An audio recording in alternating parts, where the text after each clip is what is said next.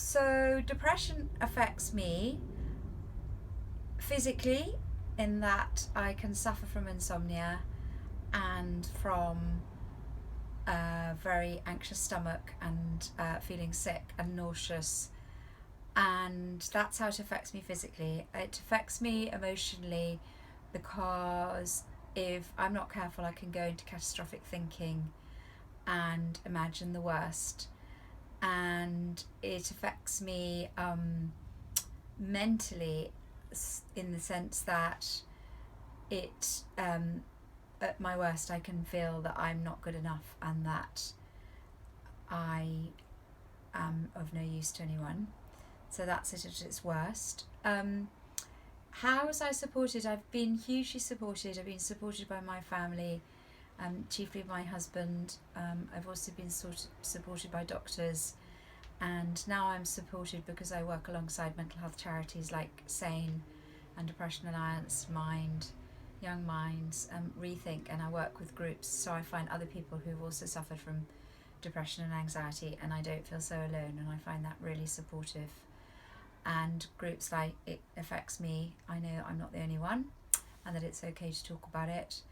And how do I feel mental health is dealt with compared to physical health? Well, I feel that it's the poor relation, and this is partly the system, but it's also our own internal stigma. Those of us that suffer from poor mental health, we feel somehow it's our fault, and we don't rate it in the same way that we rate physical health. So I think it's not just the fault of the system, though the system has a lot to answer for.